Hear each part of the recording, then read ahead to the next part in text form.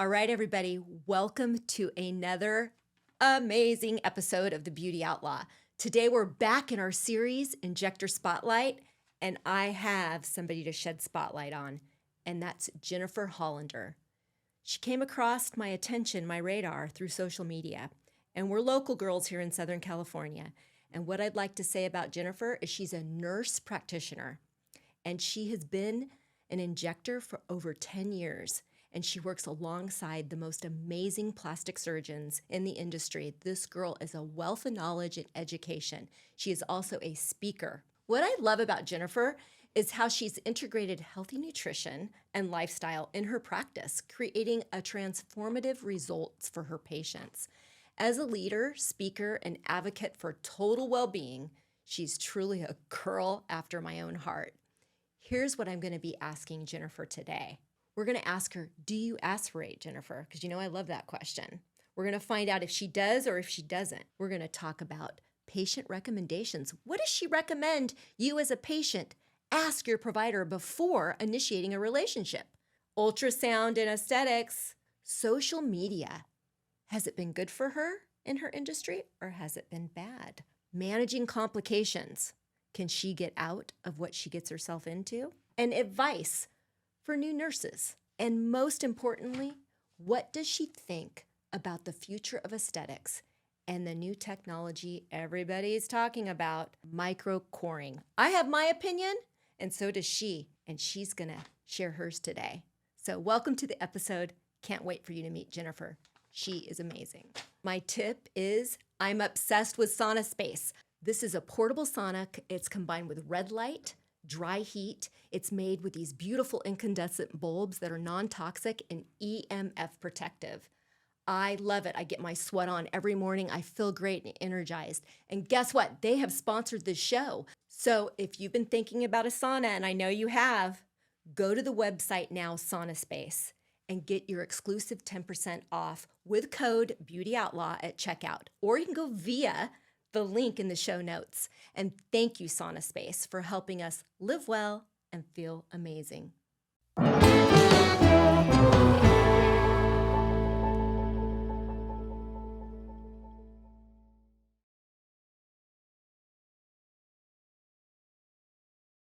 So, like I said in the intro, my special guest, Jen Hollander, is here. Welcome, Jen. You're a special, special person, and I found you because of social media, which was great. And we're so close because you're just right down the road in Beverly Hills. Yes. You live in Santa Monica, Yes. as you shared with me. And you are a game changer in aesthetics. And since this is this is Injector Spotlight, we are highlighting you today. And how I'd like to do that is learn more about you because I don't know about you, and I want our guests to know about you. And we're going to talk about all kinds of fun things today. But first, I want you to start with where you grew up, what that looked like, and why you got into nursing, because you're a nurse practitioner, and that's a journey. That's a long journey. So start from being young and where you grew up. Yeah. So I was born and raised in San Francisco, California.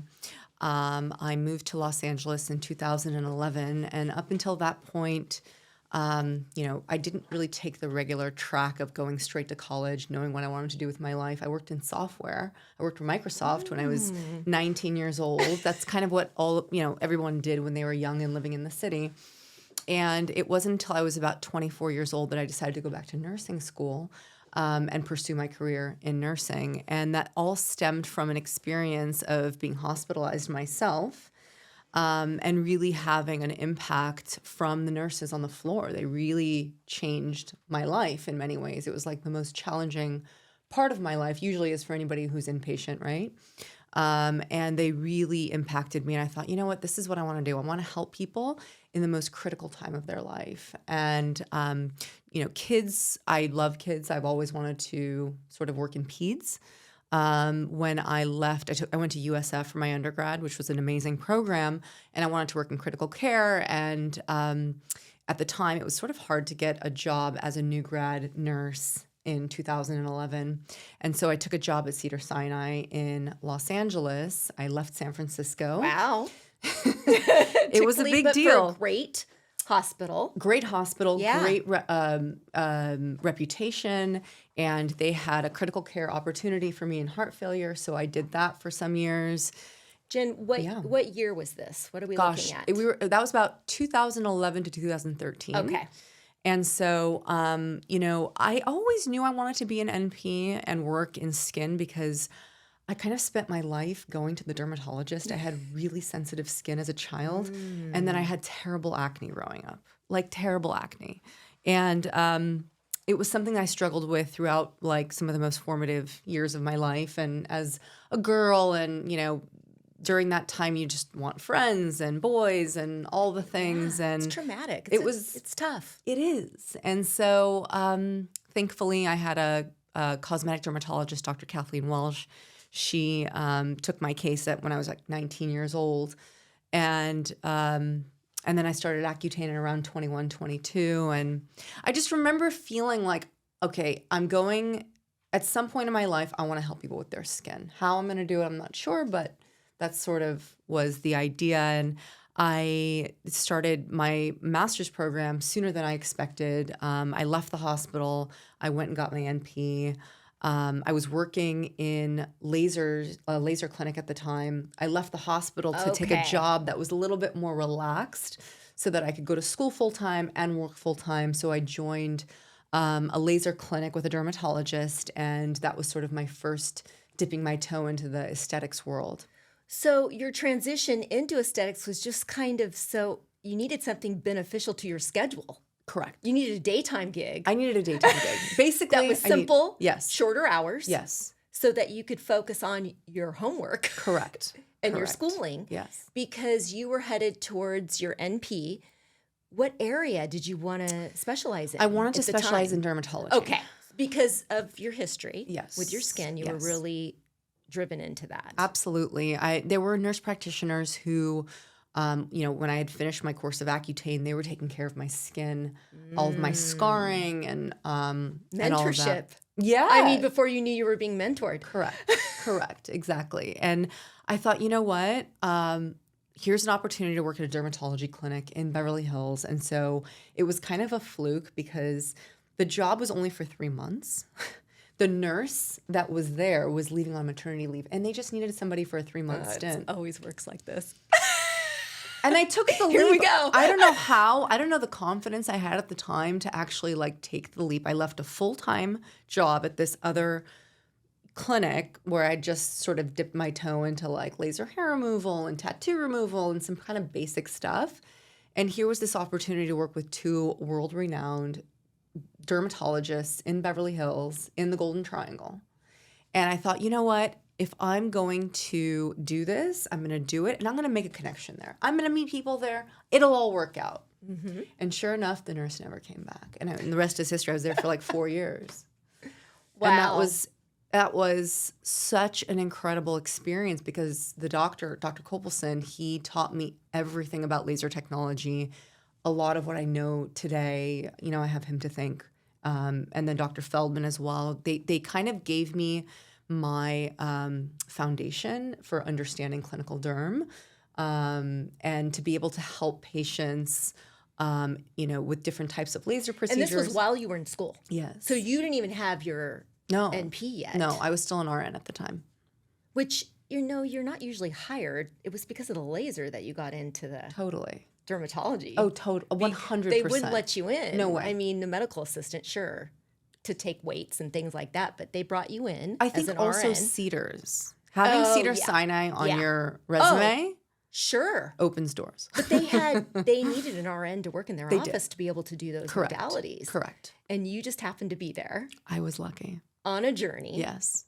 But you also, instead of letting fear get you, it sounds like you were just like, okay, I know. F this. I know. I'm diving in. I took the leap. And it was one of the best experiences of my life working at this office. So when you finally transitioned, you worked there through until you got your NP? Yes. I got my NP.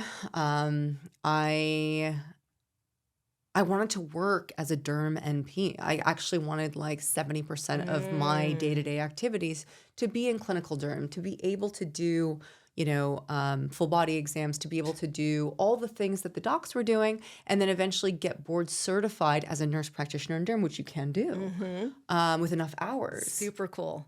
They didn't need another provider. They needed a nurse. You know what I mean? Yeah. And yeah. they were so good to me. I knew that if I was going to stay there, I really wasn't going to move. And so I took a job, my first job in plastics at Lasky Aesthetics and Laser Clinic. And so I had left the derm world. And as you know, the derm world and the plastics world, while they're aesthetics, they're such two different worlds apart. Two different worlds. And I had no idea. People actually. don't understand that. They don't. They really Two different don't. worlds. And so I spent some time there, and I learned a lot working in this environment. I mean, I learned a lot about the aesthetics business. I learned a lot about skincare plans, and not just from the derm perspective, but more from aesthetics. So how can we help healthy aging using some of the different, medically backed skincare programs that we offer? How do we treat ethnic skin types? How do we also manage patients that are pre-surgical, in the middle, and at the very end? So before, middle, and end, and then post-surgically. How do we manage them post-surgically? So that was like a wealth of information that I got to experience for some time. That was incredible. That's exciting. It was. It was hard, but it was exciting. To back up a bit, Yeah. to help, a lot of nurses watch this, and they're interested in we're getting a lot of that entrance into nurse practitioner. How was your journey? Did you do a full program? Did you do a master's to your family nurse practitioner kind of combo program? Or how did that journey look? Was it a longer time span than you thought? Yeah, good question. It was definitely longer than I thought because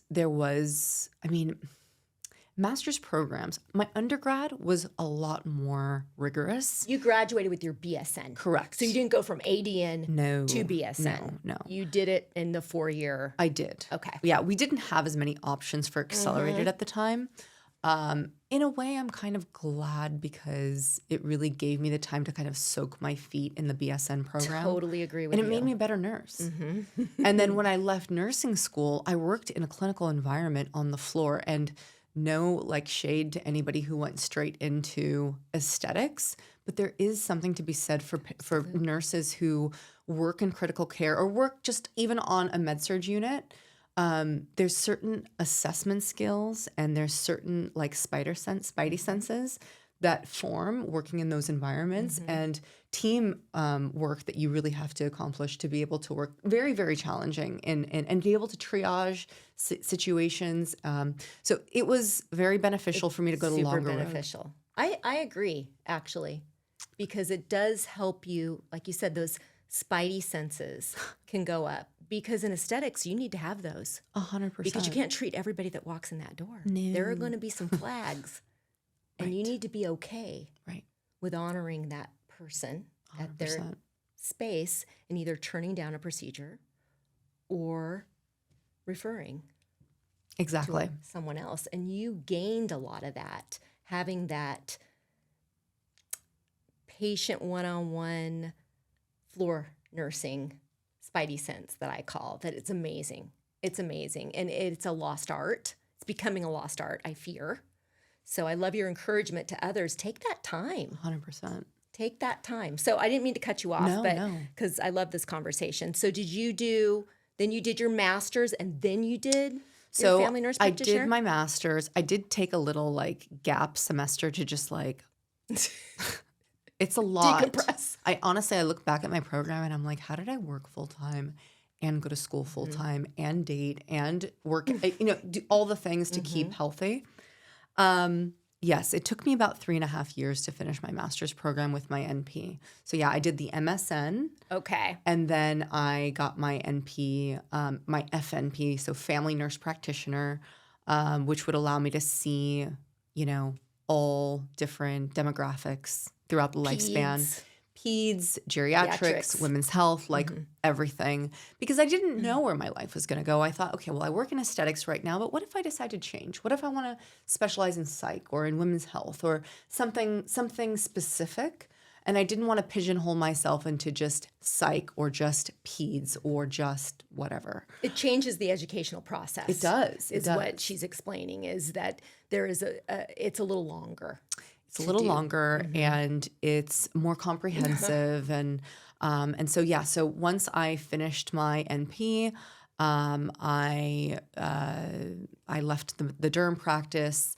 And then I went straight into the plastics world. And so after spending some time at Lasky, I joined Beverly Hills Center with Dr. Bentale. And really, it was like I was really primed for that opportunity, because here you have a surgeon who is just blowing up, and he needed somebody to kind of take over his aesthetics, sort of injectables practice, I should say. Not his aesthetics, but his injectables practice, so that he can focus in the OR.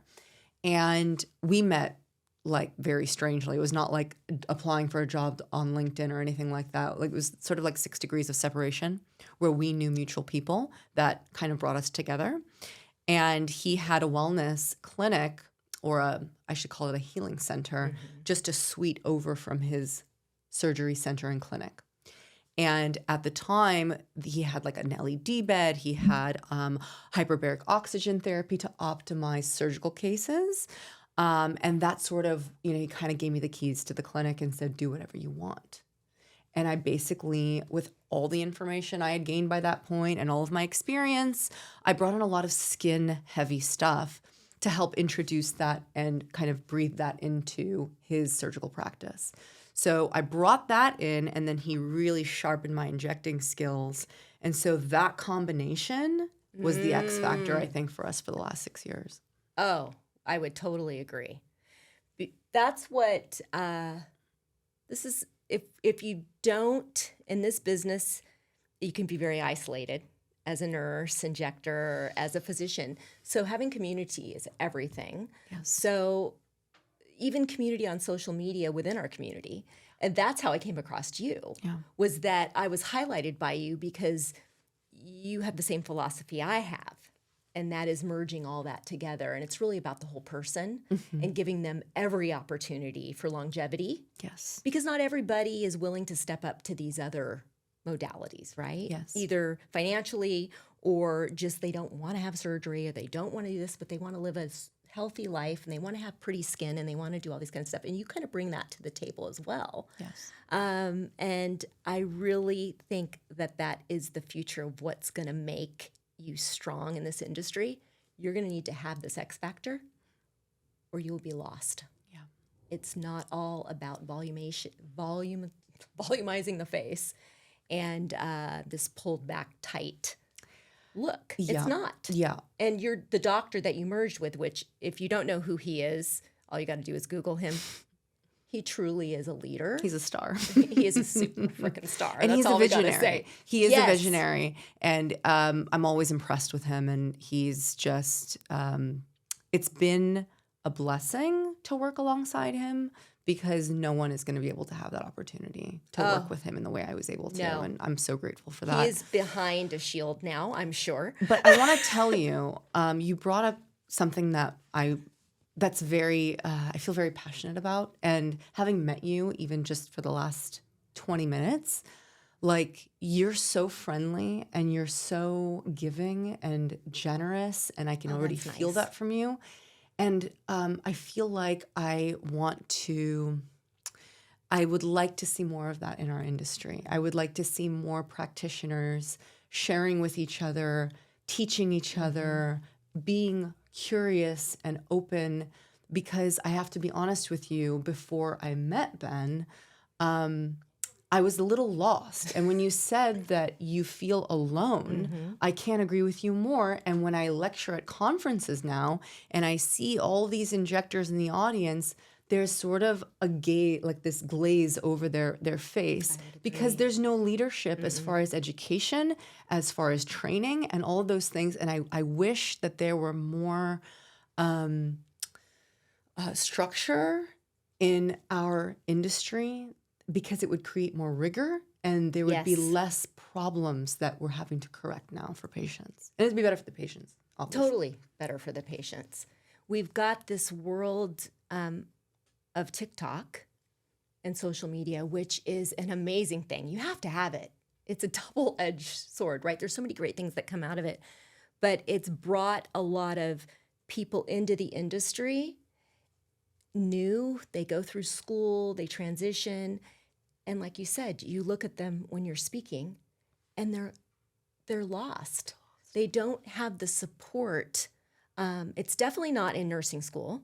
In nursing school, you're learning about caring for the patient. Right. You're intervening on their health. Right. You are the eyes and ears. You are their champion, their advocate, and you should be learning to collaborate. Mm-hmm. Outside of that, we lose that when we move into aesthetics. There's not a lot of collaboration.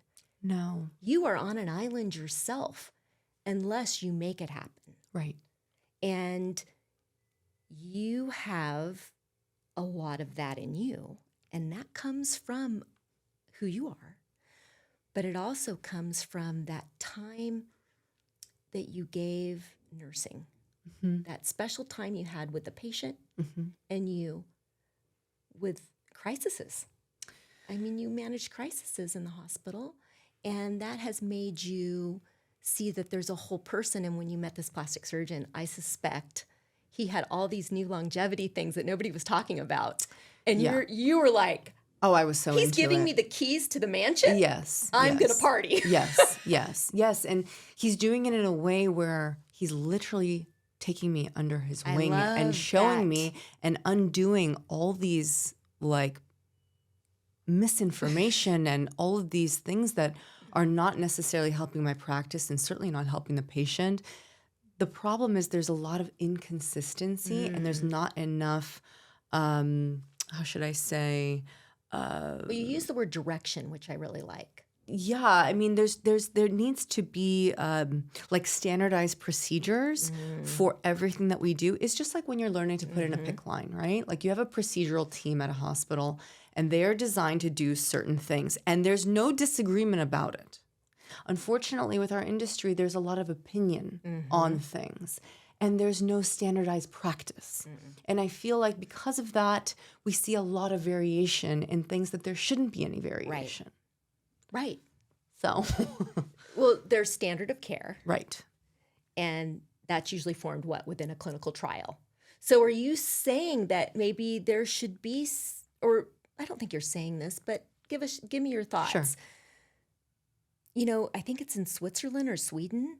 They actually have, it's a school for aesthetic nursing. Yes, 100% there should be, but it should not be taught by salespeople. Sorry. Oh, big pharma?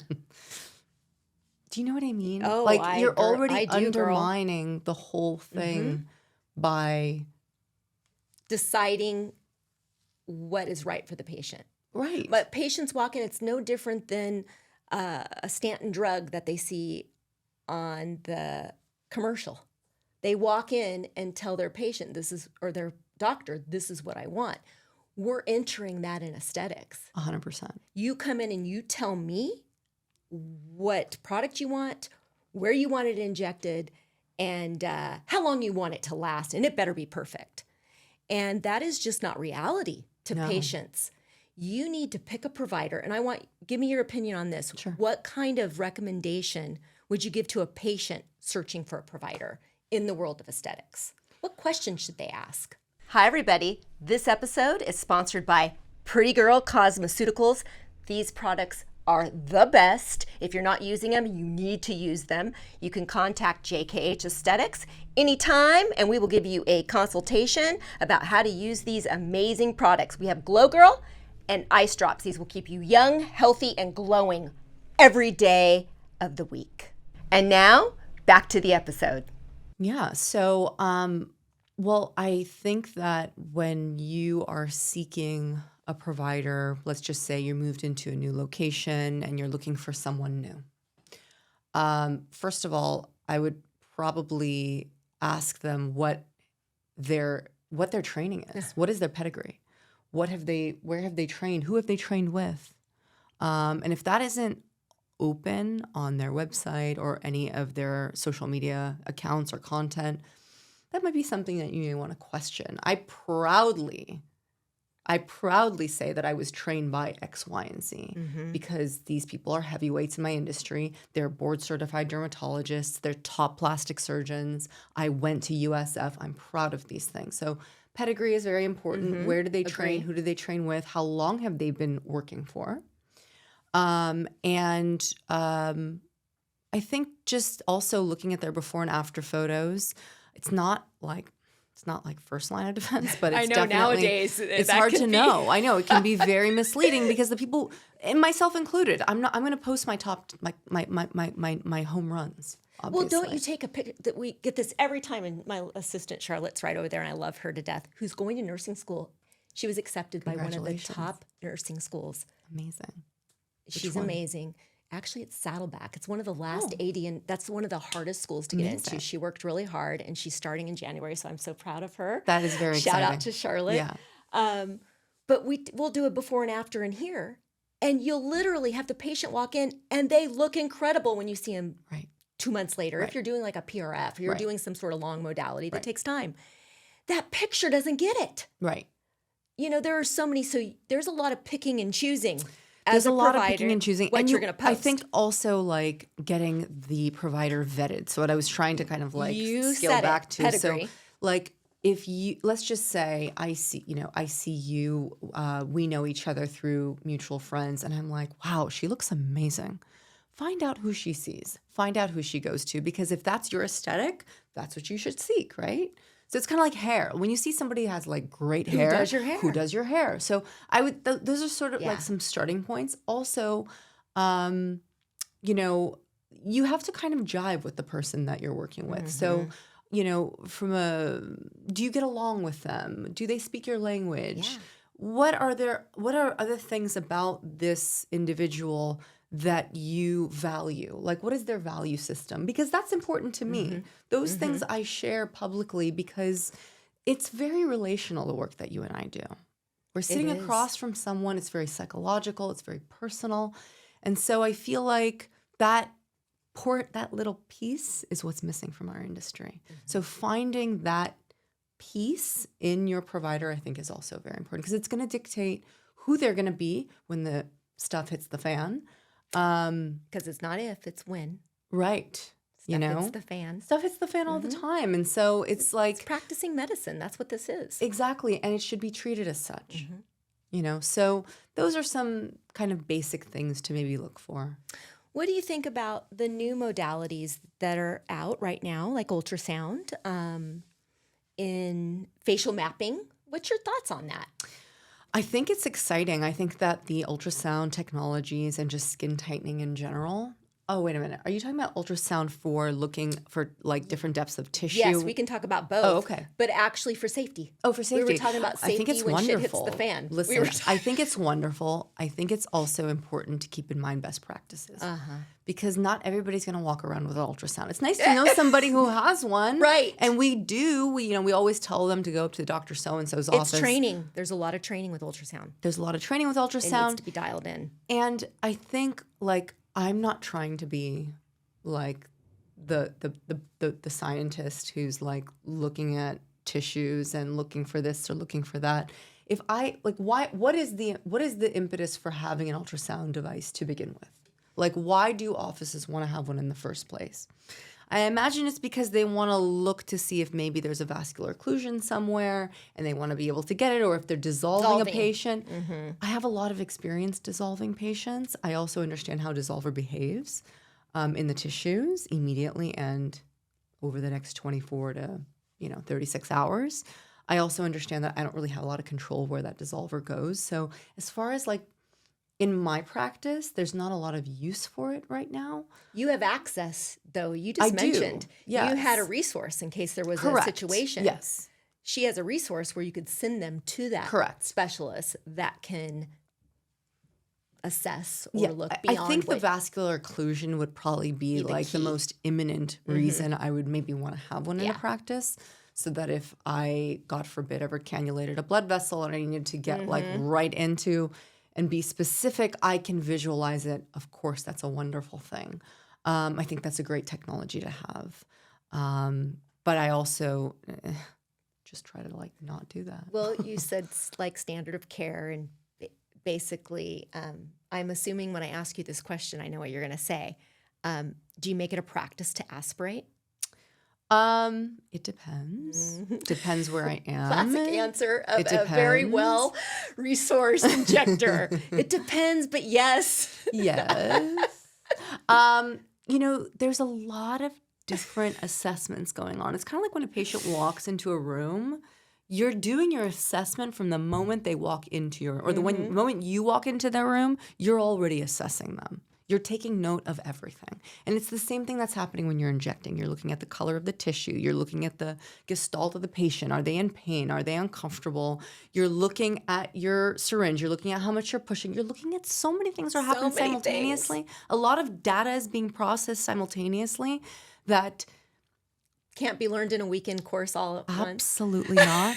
And I think that when I first started, like the first 3 years that I was injecting, I was so afraid. I was so afraid of everything that I would just avoid certain procedures because I didn't feel in control.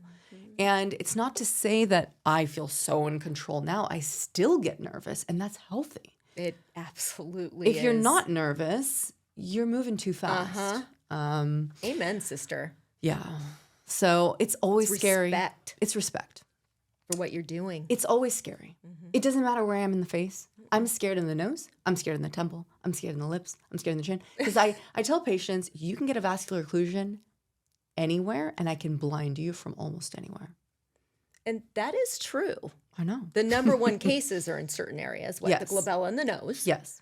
And then I think the temples is third. But you can I love this You can word. go from the facial artery. It's oh gosh, I can never say it. Anastomosis. Thank you. All our vessels interconnect. And they're so different. And they're like so some different. patients there's some Anatomy's different. variability. Yes. And I think taking a cadaver course is probably one of the best investments that you can make. They are expensive, but they are worth every penny. And multiple.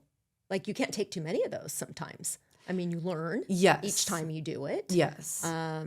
There are some great, I always like to do a shout out to, is it Palette Resources? Oh, that's where I started. I mean, come That's where on, we all man. started. You Started can in go Palette. on there for free and watch their cadaver classes with some of the top surgeons doing a cadaver class, talking about the face, peeling it back. It's so important. It's so important. Because you just don't know where you are. Like you think you know where you are. And so this is really touching into the vascular occlusion and the ultrasounds and everything.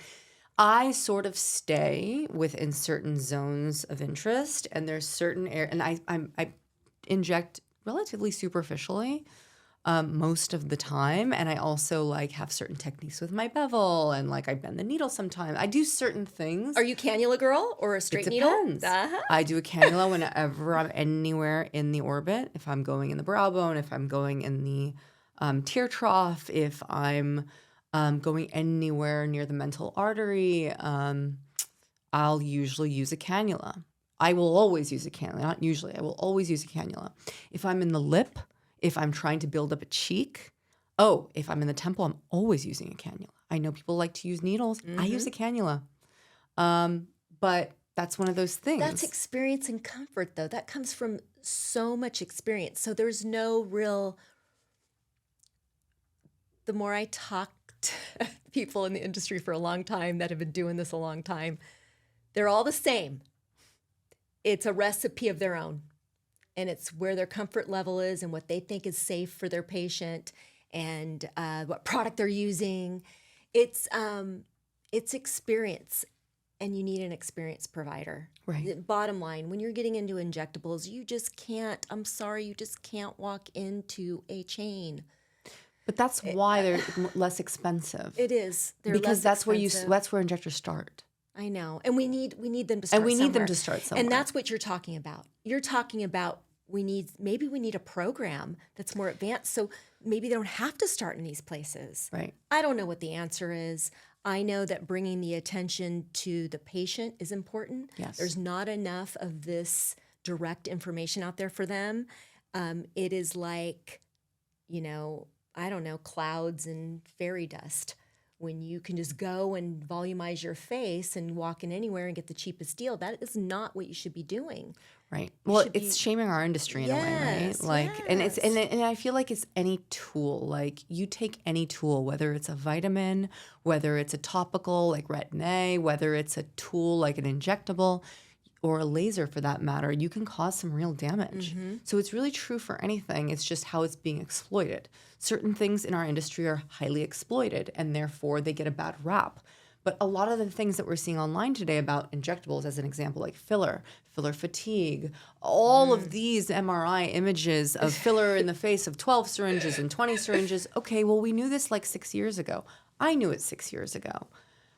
But that's why when you come in to see me in a year for more filler, I say no, because I understand these things. So it's not new information. No. I'm glad it's becoming mainstream. Yeah. But it's kind of like the what is it? The pendulum. The pendulum swings. Swings back and forth. Okay, we'll stop like hammering this issue now because, I can go think on it's and an on. important issue, and I'm glad you discussed it. One thing I'd like you to share is what's your favorite go-to procedure that you love doing every day? Every day. Well, I don't do it every day. Okay. But gosh, there's so many. I really love doing lips. Okay, I was going to say, is there something that people come to you that the word gets around? Is that the skin and holistic, or is Yes. that an injectable? Skin holistic. So skincare plans for sure. People love my Botox apparently. Injectables, like lips are a big. I love doing them. I do them well. Patients like that, so they come. They specifically request that. I love procedural work, so I love doing skin tightening. I do a procedure called Profound. Okay. And it's microneedling with radio frequency. I don't do it every day, but I do it a few times a week. And it's a whole thing. Like I temest the patient. We do the procedure. Sometimes I do a combination where I'll do CO2 around the eyes, around the mouth. So I love doing combination. procedure. I love them. I like working with my hands. I like taking my time. Yeah, because those procedures aren't quick. No, they can be up to 2 hours. And a lot of follow-up. And a lot of follow-up, Do you do all your follow-up care? Of course. Yourself? Yes. Again, There's something to that. there is. That's how we learn, too. I haven't relinquished my skincare plan explanations. Like I could give it to the medical assistant and they could say, okay, she recommended an acne protocol. Here's what you're going to do. And I go on to the next patient. But there's something about receiving it from the provider, being explained to you. That's more time with me in the room with them. And maybe it means I see fewer patients, but I kind of feel like you have to. You heard it from her. I love it. I love it. Final thing I want to hit. Well, actually, there's two things, and then we'll wrap it up. Yeah. Let's talk about the new. It's not really that new, but it is new. Micro coring. That's yes. kind of the new buzz. At least we're seeing it all on social media. It's been around for, I think they tried a couple years now, maybe 4 years. Elicor has it. Yeah. It's I believe it's non-laser, so there's no heat involved. And it's a technique where you go in and you can move. If you do the whole face, I believe it's like 8% of the tissue's removed. And then it grows back without any scarring, less risk of hyperpigmentation. Is this true? Because listen, girl, I don't believe it. Well, this is where my questions lie. And I think that Don't believe I it. think it's an exciting technology. And I do too. I'm excited for its evolution. But right now, the big questions in my mind are tissue healing, especially with Fitzpatrick 3+. Absolutely. Because tissue in one area of your face may heal beautifully, but how does tissue in another area heal? How does that scar tissue heal? How does the pigmentation come back? How does all of that happen? I just heard Yeah. that this is safe because there's no heat. This is safe for people with pigmentation issues, hyperpigmentation risk. I just heard this. This is all over the internet, and I was like, But what about oh my- injury? Skin tissue injury. Right. What does it do? Precursor It to PIH. Girl, you're speaking my language. So maybe on fair-skinned people, I mean, you're quite golden yourself. I would say that I'm a a Nicole mess. Kidman, perhaps. Yes. Maybe I wouldn't have so much concern around No that. more on her. Yeah. No more. No more right now. She's Yeah. beautiful the way she Yeah. is, please. Yes. But microcoring, it's a sit and wait for me. It's a sit and wait for me too. And I'm just going to watch. Yeah. I think it's cool, like you said. Yeah. It's an interesting it's technology. Super interesting. Yeah. They tried to originally, a couple years ago, they tried to compare it to like the natural, like a facelift. Here, you see, this is here we go again. Here we go again. It's like, I feel like the shortcuts are always the longest roads. They are. And I feel like, don't try and reinvent the wheel.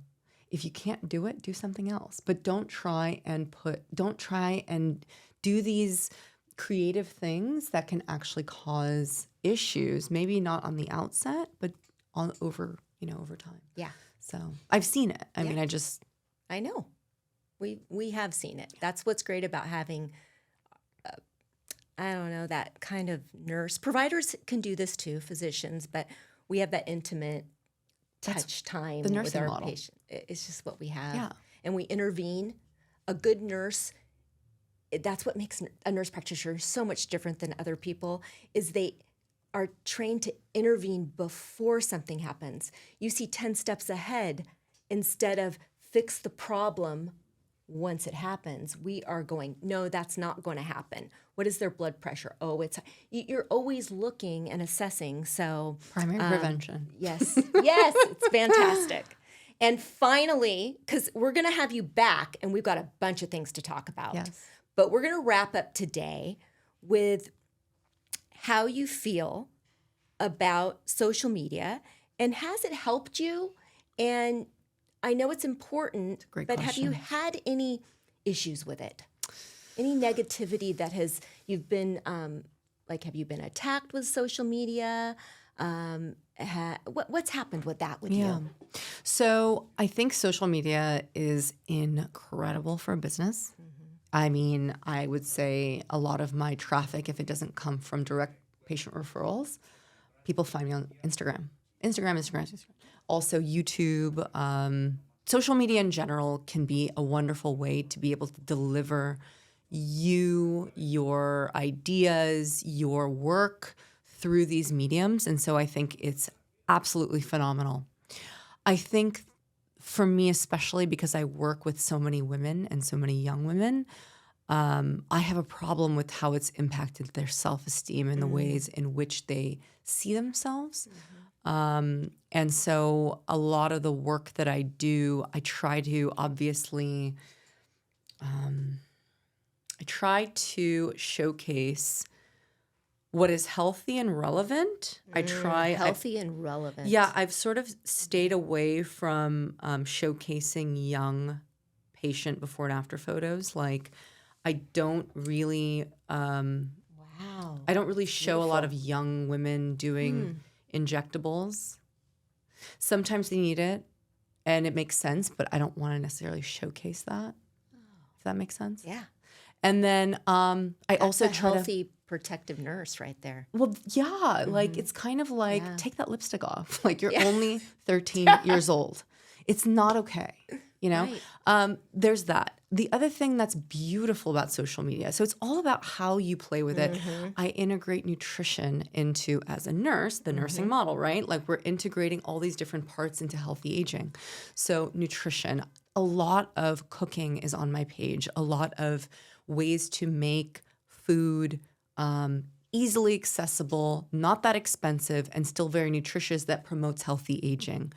My family and love, things that I'm passionate about in my life are all showcased because that really kind of comes through. Who you are. That's who I am. And I want everybody to live that way too. Yeah.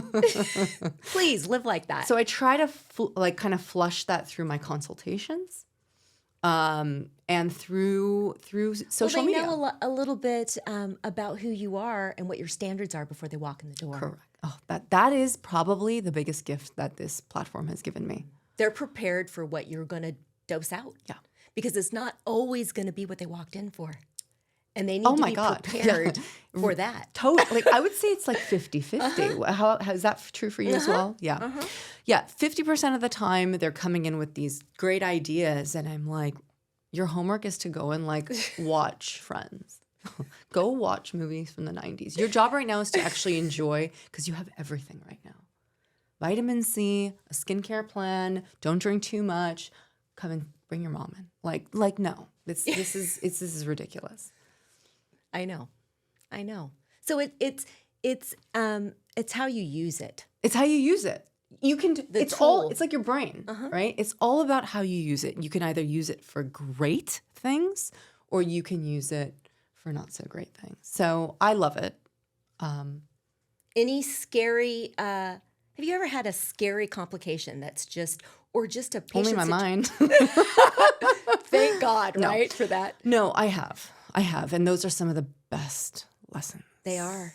Makes your heart You're gonna pound. make mistakes. You're gonna make mistakes, and I think that knowing who to call, knowing Bingo. yeah, Keep going, you need your girl. resources. You need your You need your resources. resources. You need Don't isolate yourself.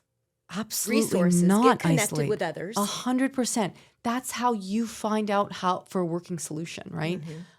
You need to have a simulation in process. If you can simulate emergency situations, this is what we did in the lab in nursing school. Before we had to get checked off for skills. Before we got even on the floor to even practice on patients. It's the same remember thing how here. scary that was. Oh my God. Starting IVs, doing It was your friend laying in the bed during the sim lab, checking and a you were blood scared to pressure. death. Exactly. Oh my God, exactly. You have to get checked off for those labs. So it's the same thing here. You have to run simulations. This is like the best information I can give to any practice and any provider. Request it from your office. Run simulations, have protocols in place. This way you are prepared, and then you're more confident that when the fan, you know what to do. And you're know what to calm. do. And the patient feels good about it. Oh yeah, try keeping a patient calm that's just had an occlusion and you're trying to correct it and you got your staff runner. I mean, it can be a mess. It can be a mess. And this can is be a why mess. going to conferences and meeting people and forming relationships. You can pick up the phone and call them. They would. There have been many people. Steve Yolen is one of those people. He's at my bat phone. He's baby. amazing. My bat. He's like, just take my number. If God forbid anything ever happens, just call me. He's and right there anytime. I love that about him. That's what makes him. So these are, and Steve, don't get mad at me if I call you a dinosaur. You are not. You're the beautiful human. But in aesthetics, He's Oz. Yes, there you go. He's Oz. He is the oracle. He is. He's amazing, and he wants nothing back from it. Totally. He just is giving. This is what you were circling back to our beginning of our conversation. There's nothing wrong with giving back and not expecting anything from it. Oh my God. It's what we need to do in this industry. It's what this podcast, I hate even calling it podcast, because I really believe it's an aesthetic show and a beauty show about bringing the strength together and patient safety and getting rid of the stupid misinformation that's out there. And everybody just simmer down a bit. Simmer down. Wasn't that a Saturday Night Live? Simmer down, folks. But we are going to have you back on probably in the next couple, the next couple months. We're working out the dates because we have some fun stuff to talk about. We do. We have exciting news. Yes. So you guys will have to stay tuned when she comes back because I'm excited. And that's it. And she's where can we find you? So I work alongside. I am there Tuesday through Friday, 9 to 5. And I practice everything there as far as injectables, lasers, skincare. Everything. And you can find you on Instagram. Yep, you can find me on Instagram as well. With your tips. She has tons of tips. Yep, Jen.Hollander, JENN.Hollander. And she'll be you're going to be in the show notes. So we'll put you in the show notes. Perfect. And I'm telling you, you are a gem. And there was something because I reached out to get you on the show because I just I follow a lot of people and they come across my feed and I was just now I know why. As soon as I met you, I was like, okay, you vibe, we vibe, and we feel the same way. And that's what happens when you've been around a little bit longer, is you have your opinions and we can Yeah. share them. And that's what this was all about, you sharing them. And you're coming back, which I'm excited about. Yeah, this and is so fun. we're going to share more. And until then, we've got our little Beauty Outlaw toast we do. Look at this. Every single episode, I like to end with a little champagne toast because God knows you got to have your champagne at 12 o'clock in the afternoon. Never too early. Thanks for driving down her hour and a half drive. Oh my God, it was You're a my pleasure. second guest from Beverly Hills. And he took the train. Oh, how Isn't that nice. fun? That's relaxing. But you drove down and you It was didn't worth hit it. It was worth it. Yeah, And it's worth it. I got another new friend and another person on my bat phone. Because Exactly. I'm calling. Power numbers. Power and numbers, girl. Cheers. Chin chin. Chin chin. Thanks. And she's coming back, and we'll see you on the next episode of the Beauty Outlaw.